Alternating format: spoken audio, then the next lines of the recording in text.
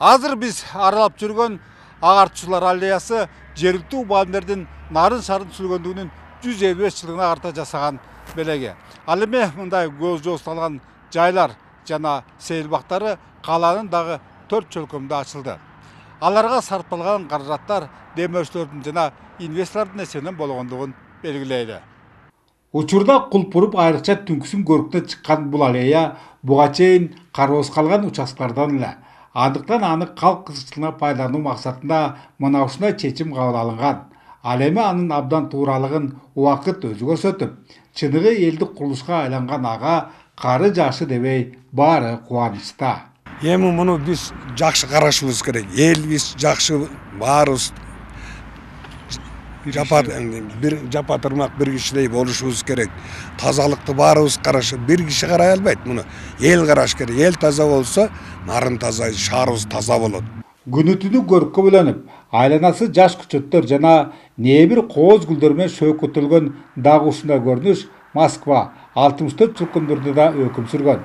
Бирөөсү жергиликтүү бюджеттен каралган 4 миллион 700 миң сомдон чыкары жалаң өмүр сакчыларынын каражаттарына жана күчтөрдө салынгандыктан Мед айымдар аллеясы деп аталды.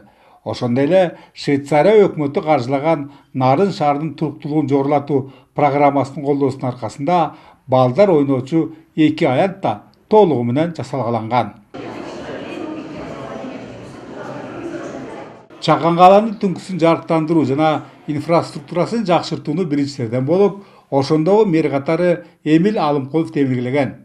Жада калса алгачкы аракеттер көрүлүп, шаардын жаңы жол жана Москва чөлкөмдөрүндөгү киребештерине түнкү шамдар орнотулуп, көп кабаттуу үйлөр алдында 4 тарабы төп балдар ойноочу аянттар пайда болгон. Андыктан анын бүгүнкү 155 жылдык салтанатка ардактуу мейман катары чакырылышы тегин жерден эмес. Мына ошону азыркы жетекчилер улап, мына шаардын ичи абдан кооз болуп калды да. Көп жакшы жумуштар жасалып атат. Жолдорубуздун оңолушу, мына мамлекет тарабынан, президентибиз тарабынан атайын ошо Нарын областынын жолуна деп ошол программа кабыл алынып, акчалар бөлүндү эле. Мына бүт туура көчөнүн баары ошол асфальтталып жакшы болуп атат. Жогоруда жагымдуу көрүнүштөр басымдуу кылган нарын шаарынын түзүлгөндүгүнүн 155 жылдыгынын расмий бөлүгү Муратбек Рыскулов атындагы облустук академиялык музыкалуу драма театрында өткөрүлдү. Дээрлик 3 саатка созулган жыйында ак тилден чыккан каалоолор аргын айтылып, чыгып сүйлөшкөндөр тоо койдундагы калаанын өнүгүү жолунда экендигин бир ооздон белгилешти. Ошондой эле нарын шаарынын түзүлгөндүгүнүн 155 жылдыгы бир катар жаңы ишканаларды ачышы менен да коштолду. Маселен, азыр биз башып баккан мына бул кийим тигүү цехинде бүгүнкү күндө 30га жакын адис эмгектенет.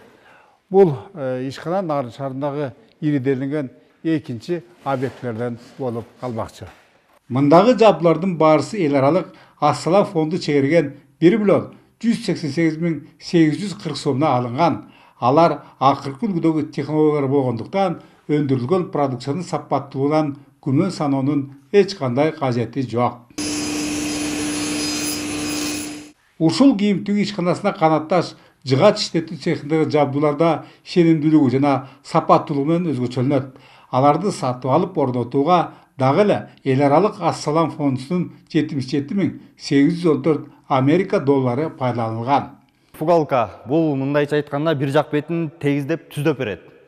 Андан кийинки экинчи станогубуз бул деген шлифовальный станок. Бул наждактайт.